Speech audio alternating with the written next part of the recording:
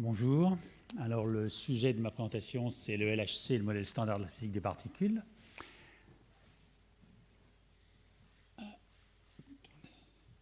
Alors je remercie Pierre Fayet et Michel Davier de me permettre de parler en si bonne compagnie.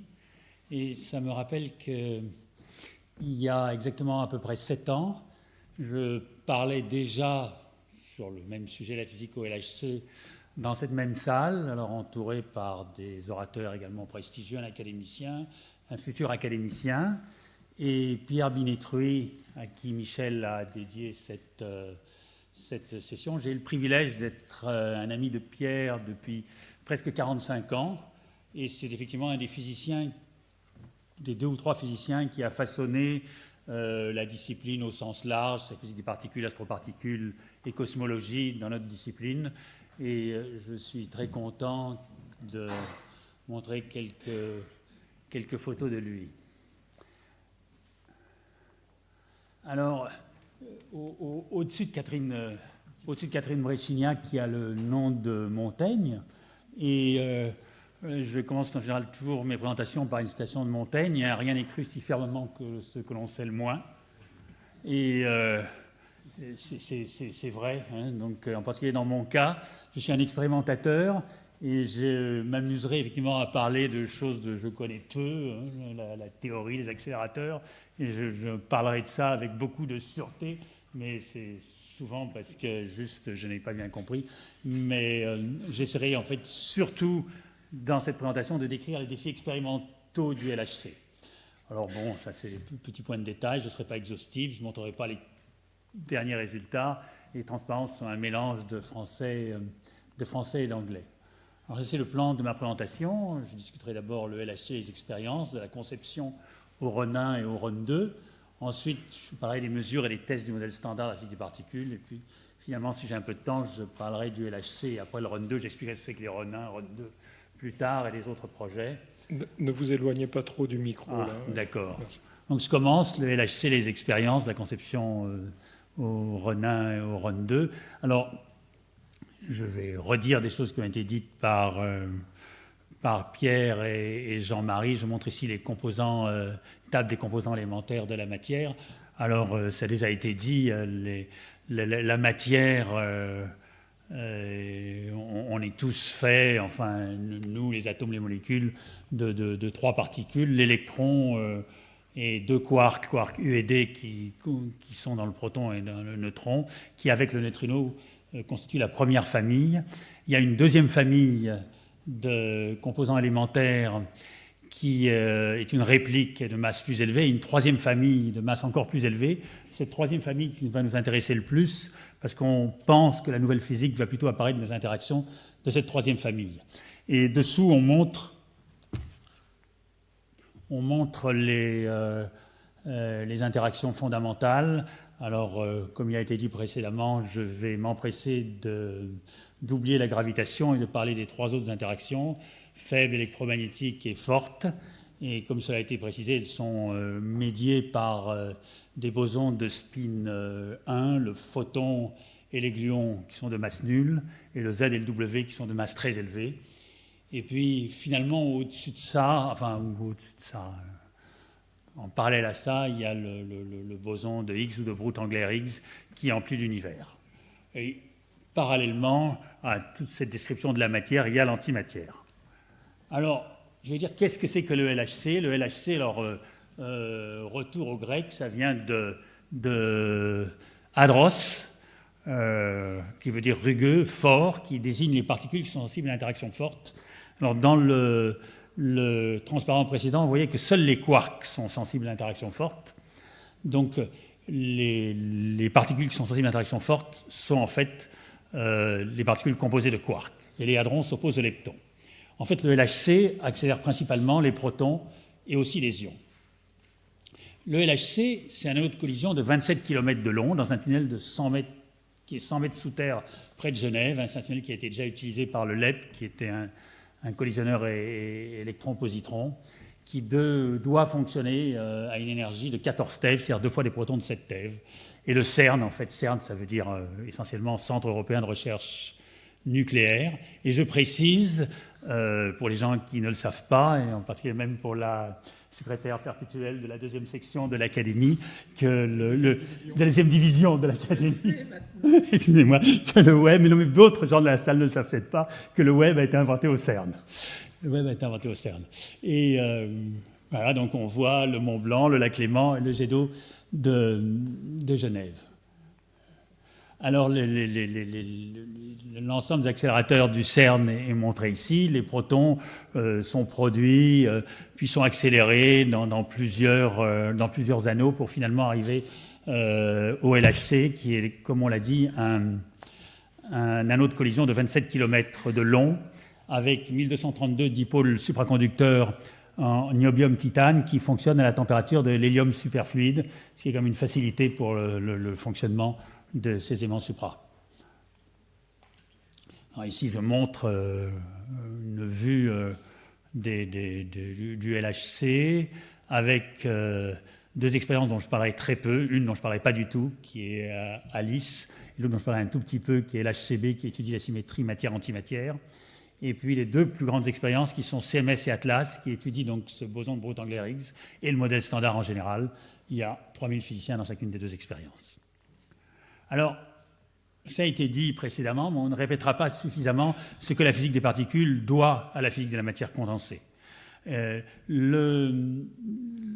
LHC a été conçu dans le but d'étudier, enfin dans plusieurs buts, mais en particulier dans le but d'étudier le boson de Brout-Englert-Higgs. Et donc je commence, là j'ai un long transparent un peu historique, et je commence à l'ancêtre de ce qui est ce mécanisme de Brout-Englert-Higgs, on peut le voir dans la théorie de la supraconductivité de Ginzburg et Landau, et on voit qu'il y a des analogies très claires entre la longueur de pénétration et la masse du W, et la longueur de cohérence et la masse de ce boson. Et l'effet Meissner en particulier est relié très clairement à une version simplifiée du mécanisme de Brout-Englert-Higgs qui avait été anticipé par Phil Anderson. Alors, après, on fait la préhistoire. La préhistoire, du tour dans une partie un peu théorique, ça commence en fait à Nambu, qui a introduit en physique des particules la brisure spontanée de symétrie après avoir étudié la supraconductivité. Ensuite, Goldstone, Schwinger, et finalement Phil Anderson, qui décrit ce mécanisme, donc le mécanisme de Anderson, Brout, Englert et Higgs, appliqué à la matière condensée. Et j'ai cherché à lire ces articles. C'est très difficile de lire ces articles. Hein. Déjà, un expérimentateur, c'est très difficile de lire des articles théoriques dans notre discipline. Alors, en plus des articles théoriques d'il y a 55 ans, c'est encore plus difficile. C'est très dur de lire les articles, mais enfin, j'arrive au moins à regarder les images. Et il y a dans l'article de Goldstone, qui est pour moi les articles les plus géniaux que j'ai jamais vus, il y a tout. En tout cas, sauf évidemment après une partie qu'il a manqué, mais enfin, il y a le potentiel qu'après on a appelé potentiel de Higgs. Il y a la masse, qui est la masse du boson de Higgs. Il y a tout dans l'article de Goldstone. La seule chose qu'il avait ratée, c'était la brisure, spontanée d'une symétrie locale. Alors, après cette partie préhistorique, je passe maintenant à la partie historique, qui démarre en 1964 avec Brout, Englert, Higgs, Guralnik, Kagan et Keeble, qui font à peu près la même chose qu'Anderson, mais c'est appliqué à la physique des particules, c'est appliqué au vide. C'est-à-dire, au lieu d'avoir une brisure spontanée qui donne une particule massive et un champ dans un supraconducteur, il y a la même chose avec un champ dans le vide. Donc ça passe de quelque chose qui est génial, ce qu'avait fait Phil Anderson, à quelque chose qui est magique. Ce qu'ont fait Brout, Englert et Higgs, c'est quelque chose que, on m'a beau me l'avoir expliqué 50 fois, j'ai toujours de la peine à le croire. Après, ça a été précisé par Pierre, en 1967, Steve Weinberg modifie légèrement ce qu'avaient fait Brute, Angler et Higgs, qui avaient appliqué leur modèle à l'interaction forte, l'applique à l'interaction faible, et le modèle standard apparaît. Le modèle standard apparaît. Il est après peaufiné par toutes les personnes qui sont citées, et bien d'autres dans cette liste. Alors là, je termine la partie théorique. Maintenant, je passe à la partie qui me plaît le plus, qui est la partie expérimentale. La partie expérimentale, alors, je la fais démarrer en 1983. En 1983, c'est la découverte des W et des Z au CERN par un collisionneur proton-antiproton qui est en fait l'ancêtre du LHC. De nombreuses personnes, au moins une et dans la salle, sont citées dans ce transparent. J'ai mis la photo de Carlo Rubbia, parce que Carlo Rubbia, non seulement était le principal leader de cette découverte, j'avais la chance de faire ma thèse dans une des deux expériences qui a fait ça, mais son intelligence, sa vision, sa ténacité, sa persévérance ont fait qu'il y a le LHC maintenant. Sans lui, je crois qu'il n'y aurait pas le LHC. Il n'y aurait pas le LHC. En 1984, il y a le premier workshop consacré au LHC à Lausanne, donc c'est maintenant il y a 33 ans. À cette époque-là, j'étais un des plus jeunes participants. Maintenant, quand je vais dans un workshop sur le LHC, on me fait serrer les talks d'after dinner, donc le temps passe. En 1989, c'est la construction du LEP, qui était un collisionneur et plus et moins, est fini, et c'est le début des recherches et développement des expériences LHC. Alors, après, les choses se sont accélérées. Le LHC a été approuvé, alors il a été approuvé 2 fois, on a eu besoin de l'approuver 2 fois, en 1994 et en 1996, l'expérience a été approuvée en 1998. Il a démarré en 2010, je reviendrai un peu plus tard. En 2011, le successeur du collisionneur SPP Barès, où Rubbia et d'autres avaient découvert W et le Z, qui était le collisionneur de proton-antiproton du Tévatron ferme, et le LHC se trouve le seul sur le marché de la physique des particules. Le 4 juillet 2012, le boson la découverte du boson a été annoncée, et 1 an plus tard, les propriétés qui montraient que c'était un boson de spin 0 ont permis à Angler et à Higgs de recevoir le prix Nobel. Alors, le LHC a démarré le 10 septembre 2008 et 9 jours après, il y a eu un incident. J'ai mis la photo de Yves qui était là-bas. On a l'impression qu'il est en train d'appuyer sur un truc et que c'est lui qui provoque l'incident, mais ce n'est pas du tout ce que je voulais dire, Yves. Pas du tout ce que je voulais dire. Cet incident, qui a été un incident dramatique, c'est le seul incident comme ça que j'ai vu au CERN, a nécessité 14 mois de réparation, de conciliation, un nouveau système de protection, mais à toute chose, malheur est bonne, ça nous a permis de nous préparer extrêmement bien pour le vrai démarrage du LHC qui était plus tard, en 2009. Puis ça s'est accéléré. En 2010, le CERN décide de travailler à 7 TeV dans le centre de masse, c'est-à-dire 3,5 TeV plus 3,5 TeV. On a une première collision, une luminosité à 10 puissance 31. Ça démarre très vite en 2011. Le 13 décembre 2011, il y a un séminaire au CERN où il y a un premier signal qui était faible. Il n'avait pas les 99,999999% qui ont été cités par le président de la séance. Et en 2012, on recommence à 8 TeV. Le 4 juillet 2012, c'est l'évidence pour le nouveau boson. Ça, à côté, c'est moi qui suis en train d'attendre, en dormant, que les portes s'ouvrent pour le séminaire au CERN. C'est un des exercices les plus difficiles que j'ai fait dans ma vie. C'était beaucoup plus dur que quand j'attendais, il y a 35 ans, pour avoir des places pour Pavarotti au Grand Théâtre de Genève. Donc, avec une luminosité intégrée des 5 plus 6 femtobarres de moins 1. À la fin du Renin, le boson a à peu près toutes les propriétés du modèle standard. Voilà. Alors, ici, je remonte des choses qui ont déjà été montrées. C'est les masses des particules en GeV, TeV, milliélectronvolts, toutes les particules fondamentales connues. On les voit sur une échelle logarithmique avec les bosons et les fermions. Je n'ai pas mis le boson de Higgs.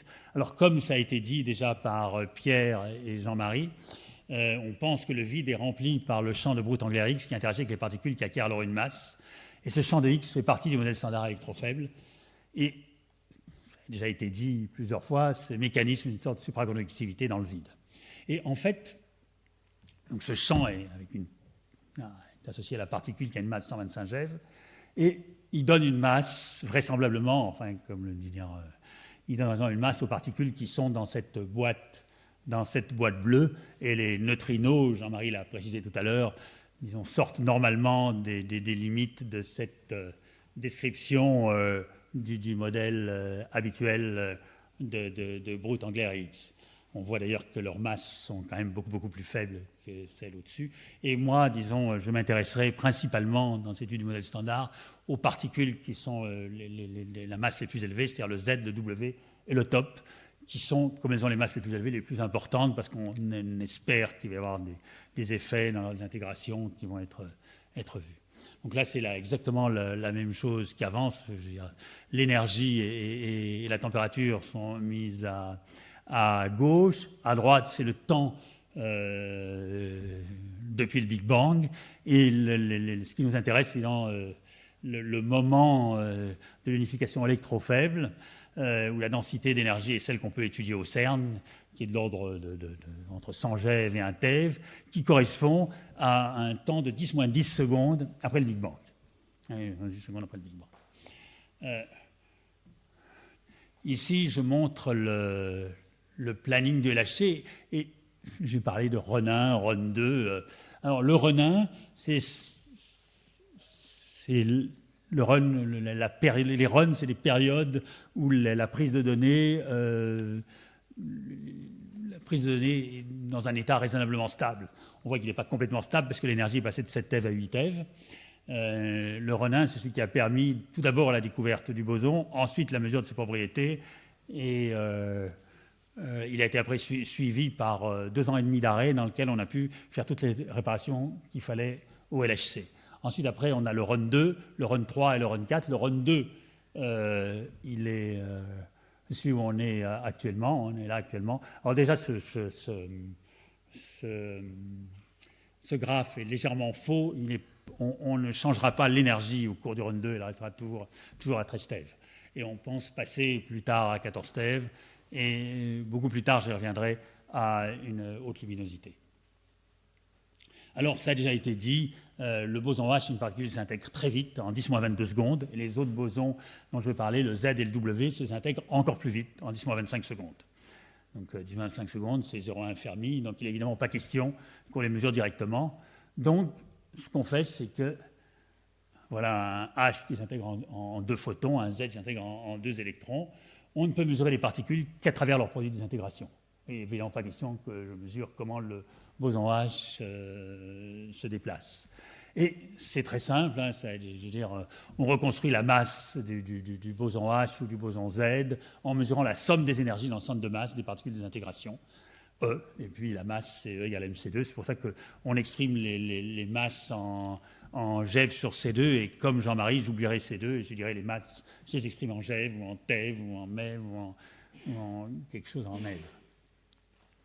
Alors donc, on reconstruit la masse en mesurant la somme des énergies dans le centre de masse des particules de désintégration, et donc la masse MC2. Alors, considérons une distribution, j'en montrerai une vraie tout à l'heure, de masse MX d'événements. On a des éléments de bruit de fond en plus du signal, hein, c'est malheureusement assez rare dans la vie qu'on n'ait que du signal, donc on a du bruit de fond et du signal. Un signal avec une bonne résolution est beaucoup mieux vu qu'un signal avec une mauvaise résolution. Donc on a intérêt à avoir des détecteurs avec une bonne résolution. Intérêt à avoir des détecteurs avec une bonne résolution, et on a intérêt à avoir une bonne calibration. Une bonne calibration, c'est-à-dire si on arrive et si on dit la masse de mon boson de Higgs c'est 125,2 GeV, on a intérêt à ne pas trop se tromper. On a une bonne stabilité, on veut mesurer la même masse en 2012 et en 2016, et on sait qu'il y a beaucoup de rayonnement dans le LHC, donc il faut également une bonne résistance aux radiations. Donc j'ai pris un exemple qui est l'exemple de CMS, qui est un des 2 détecteurs, celui lequel je ne travaille pas. Donc, il a un détecteur qu'on appelle un détecteur 4pi. Alors, évidemment, on appelle un détecteur 4pi, mais c'est évidemment un détecteur quasi 4pi. Il ne peut pas être 4pi parce qu'il y a bien une partie des détecteurs qui est ouverte pour qu'on fasse passer le tube à vide, dans lequel passent les protons. Et il s'arrête à un angle de 1,35 degrés. Et on voit ici qu'on peut mesurer à peu près toutes les particules, hein, les électrons, les muons, les photons, un calorimètre de précision. Alors, il y a un calorimètre de précision qui mesure un calorimètre électromagnétique qui mesure le X en gamma-gamma, le X en 4 électrons, le Z en 2 électrons. C'est un calorimètre qui a un tungstate de plomb avec 75 000 cristaux scintillants. Il y a un spectromètre à muons. Enfin, c'est un détecteur qui est un calorimètre hadronique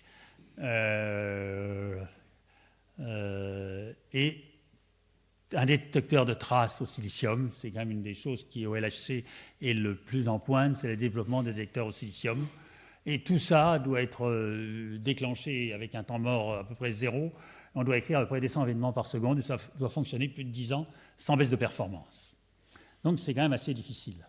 Voilà, je montre l'exemple de calorimètre électromagnétique de CMS, des cristaux de tungstate de plomb. Alors, il y a ces 75 000 cristaux, vous avez une excellente résolution en énergie, hein, surtout pour les photons. Les électrons sont un peu détériorés car ils rayonnent dans le trajectographe. De la matière et du champ magnétique, c'est jamais très bon pour des particules comme des électrons. Mais ça fonctionne très bien. Et il y a un contrôle de qualité d'extrêmement haut niveau. On voit ici Robert Aymar et Michel Delanegra essayant de convaincre, ils n'ont pas l'air d'y arriver, essayant de convaincre Chirac de la qualité de leur appareillage. Enfin, ça a quand même bien marché depuis. Alors maintenant, je passe au détecteur Atlas. Le détecteur Atlas, il est à peu près semblable. Il a une longueur de 46 mètres, un rayon de 12 mètres et un poids de 7000 tonnes. Alors évidemment, les gens, quand on présente ça, souvent les gens vendent Atlas un peu sur la grandeur, mais ce qui est évidemment, ou CMS, ce qui compte évidemment, c'est les défis technologiques qui sont derrière. C'est pas le fait que ça pèse à peu près autant que la Tour Eiffel et que la taille de la caverne est à peu près aussi grande que la nef de Notre-Dame de Paris. C'est quand même tous les défis technologiques pour lire ces 10 puissance 8 canaux électroniques. C'est un détecteur qui est très voisin de CMS. Et je voudrais insister sur une des caractéristiques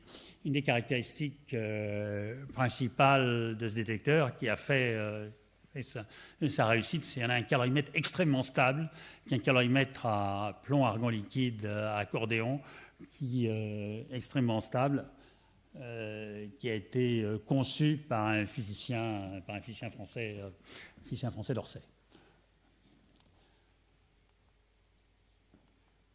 Alors, là, je vais faire des choses très simples. Les collisions LHC, c'est des collisions proton-proton. On a des bunches. Des bunches, c'est des paquets de protons d'à peu près 10 puissance 11 protons. Il y a à peu près 2000 à 3000 paquets de protons dans un des anneaux et 2000 à 3000 protons dans l'autre anneau. Ils se rencontrent avec une luminosité telle que le taux d'événement est de 10 puissance 9 interactions par seconde. Et évidemment, les événements intéressants sont très rares et souvent, on va être obligé de sélectionner des événements. Là, j'ai un petit peu poussé le bouchon un peu loin en disant que c'était un événement sur 10 millions de millions, mais c'est quand même des triggers un peu plus simples. Il faut des déclenchements très performants.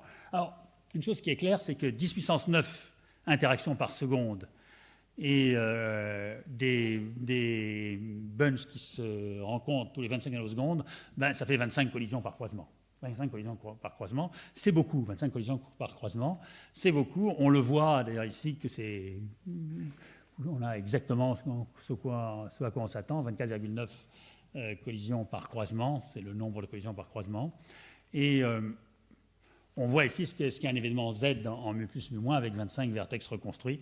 On comprend qu'il faut des détecteurs extrêmement performants pour voir ces événements et il faut réaliser, je ne sais pas si j'aurai le temps d'en parler plus tard, que dans les améliorations du LHC qui sont prévues dans 10 ans, on s'attend à avoir 5 à 7 fois plus de collisions. Donc il faudra des détecteurs qui soient encore plus performants dans un environnement peut-être avec encore plus de radiation.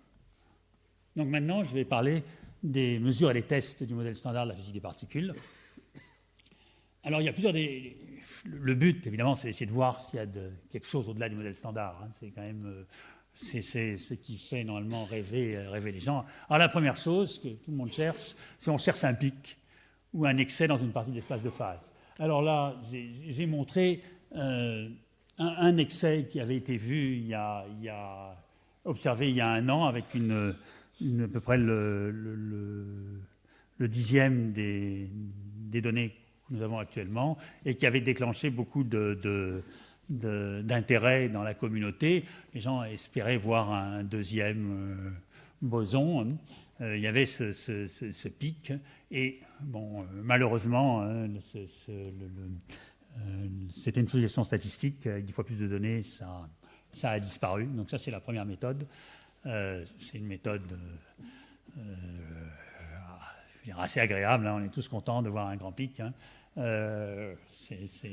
Et une méthode qui est plus difficile, qui nécessite plus d'avoir des ronds de cuir, hein, c'est de mesurer les déviations par rapport à des mesures par rapport aux prédictions du modèle standard. Alors,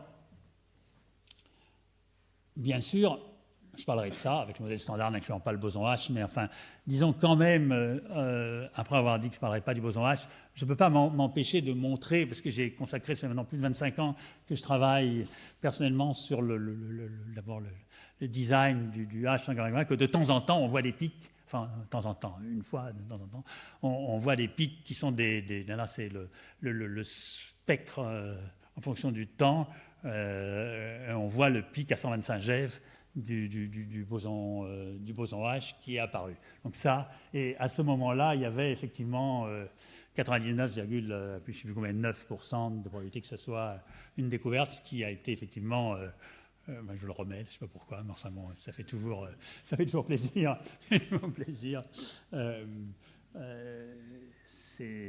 Alors maintenant, le pic est évidemment beaucoup plus beau.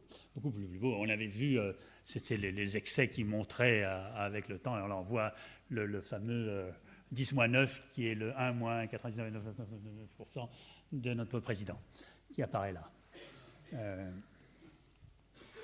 Donc, tout ça, on avait travaillé à une énergie dans le centre de masse de 8 TeV, c'est-à-dire des protons de 4 TeV contre des protons de 4 TeV. Et maintenant, on est passé à 13 TeV. Donc, ce rapport des sections efficaces, c'est-à-dire des productions en nombre d'événements entre 13 TeV et 8 TeV, il est représenté ici. Il augmente avec la masse produite. Alors, il y a eu un très grand bond dans le potentiel de découverte à grande masse en passant de 8 TeV à 13 TeV. C'est ce qui fait que les runs 2015 et 2016 ont été extrêmement passionnants et ont déclenché beaucoup d'arrêts cardiaques dans la communauté parce qu'on pensait qu'avec ce saut quantitatif en énergie, la possibilité de faire plaisir, par exemple, à mon ami Pierre Fayet, de découvrir une nouvelle particule arriverait. Bon, malheureusement, ça n'a pas eu lieu. Maintenant, nous resterons à cette énergie. Nous allons monter de 13 à 14 TeV, c'est tout petit. Et nous allons augmenter la luminosité, mais les augmentations vont être plus petites. Alors, par contre, pour les mesures de précision, c'est à petite masse, je dirais, c'est une très très grande masse par rapport à la masse du proton, mais c'est petite masse par rapport aux 14 TeV, et l'augmentation est petite, et par contre, la dégradation, il y a une dégradation car les conditions de prise de données sont plus difficiles. On augmente la luminosité, on augmente le pile-up. Donc les mesures de précision vont devenir plus difficiles. Ce qui veut dire qu'il ne faut pas les faire, parce que si on ne trouve pas les choses, on aura Alors, comme j'ai déjà dit, hein, il y a 2 résultats importants au LHC, la découverte du boson H, et puis malheureusement qu'il n'y a pas de nouvelle physique découverte à ce jour. Là, je vous montre des limites. Alors, quand même, on est capable de donner beaucoup de limites. Ça, Pierre, malheureusement, c'est des limites sur la supersymétrie, des limites sur les exotiques. Et par contre, on mesurait aussi beaucoup de sections efficaces sur le modèle standard. On voit qu'on peut mesurer les sections efficaces dans différentes processus du modèle standard sur une variation de facteur 10 puissance 12 en section efficace. Et on peut comparer les mesures aux théories. Il y a un très bon accord avec les prédictions. Et là, je voudrais en profiter pour rendre hommage aux théoriciens qui ont fait des développements récents qui permettent de comparer, de matcher les précisions expérimentales qui deviennent de plus en plus petites, et la grande importance des calculs de précision. Alors, le modèle standard a une de ses caractéristiques, c'est qu'il relie les masses des particules entre elles. Alors, en particulier, il y a 4 particules qui sont importantes, le Z, le H, le top et le W. Alors, le Z, c'est 91 F, connu avec une précision de 2 MeV. Je suis en retard là? Très. Il faut que je m'arrête. Bon, ben d'accord. Donc, je précise juste qu'une des résultats les plus importants donc, du LHC, je vais terminer rapidement, ça a été donc récent, ça a été de mesurer cette masse du W avec une précision très bonne, donc de l'ordre d'une vingtaine de MeV. Ce résultat est compatible avec les précisions du modèle standard avec la même précision que les autres expériences. Et ça va évidemment être très dur d'améliorer, mais c'est un des buts des prochaines années. Et donc, finalement, je montrerai, donc je vais terminer, le futur à long terme. Au lieu de faire mon transparent de conclusion, je terminerai sur ce transparent.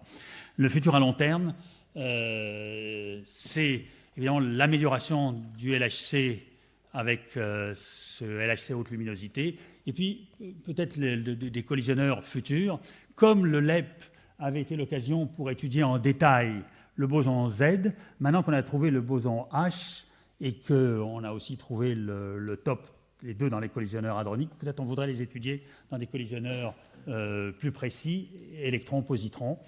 Donc on va avoir le choix. Les décisions finales doivent attendre évidemment les résultats du LHC, puis c'est des décisions qui coûtent quand même un petit peu d'argent, donc ça ne se décide pas si facilement. Il y a des collisionneurs à protons qui sont circulaires, qui permettent d'aller à très haute énergie, et des collisionneurs à électrons qui peuvent être soit circulaires, mais il y a des problèmes, c'est que le rayonnement en synchrotron limite, ou linéaire, et donc ça c'est le futur. Je vous remercie.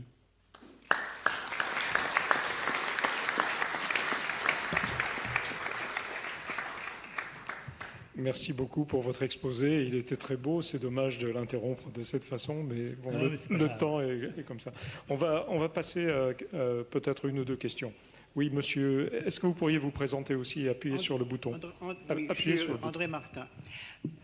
Tu as oublié de citer la découverte des courants neutres par Gargamel. Oui, oui. C'est une expérience très importante dans laquelle il y avait une participation française très importante. Oui, André, oui, je te prie de m'excuser. D'autant plus, bon, ça avait été cité auparavant par Pierre Fayet, d'autant plus que le laboratoire qui était le maître d'œuvre de cette découverte était mon laboratoire. Donc, je te prie de m'excuser de cet oubli. Enfin, ce n'était pas un oubli, sinon on ne peut pas parler de tout.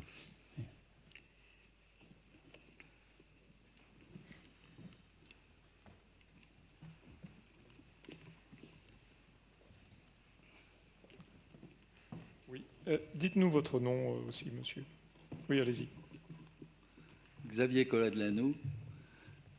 Je vais vous poser une petite question, c'est sur le fameux LAL. LAL dont vous appartenez, c'est le laboratoire d'accélérateur linéaire.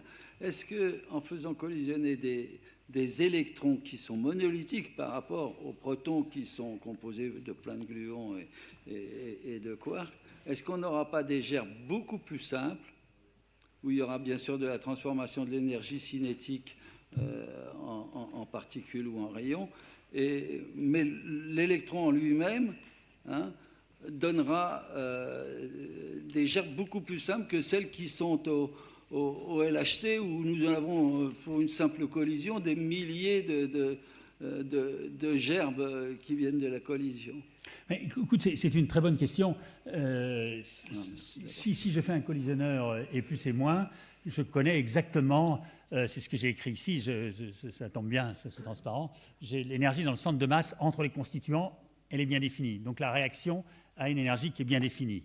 Si je fais une collision proton-proton, ce n'est pas le cas, puisque les protons sont rentrés en collision, mais les constituants ne sont pas les protons. Ce sont les quarks ou les gluons qui sont dans le proton. Donc quelque part, c'est beaucoup plus, si on veut faire des mesures de précision, vraiment de précision, ça va peut-être ça le futur de notre discipline. Il est possible qu'un collisionneur épus-et- soit la meilleure idée. Maintenant, je veux dire, nobody's perfect, hein, comme on l'a dit dans certains Lem Show. Hein. Si on veut monter à très haute énergie, si maintenant Pierre Fayet me jure, il me l'a déjà juré 1000 fois, mais enfin que si je monte un peu en énergie, je vais avoir cette fois, c'est la bonne, j'aurai la nouvelle particule. S'il me jure ça, à ce moment-là, il faut que je monte vraiment en énergie et je donne un collisionneur proton-proton. Et pour découvrir, enfin les grandes découvertes de ces derniers enfin disons, par exemple le quark top et le boson de Brooks-Angler-Higgs ont été découverts dans des collisionneurs proton-proton, juste parce qu'il y avait l'énergie qu'il fallait. Les autres ne pouvaient pas le faire.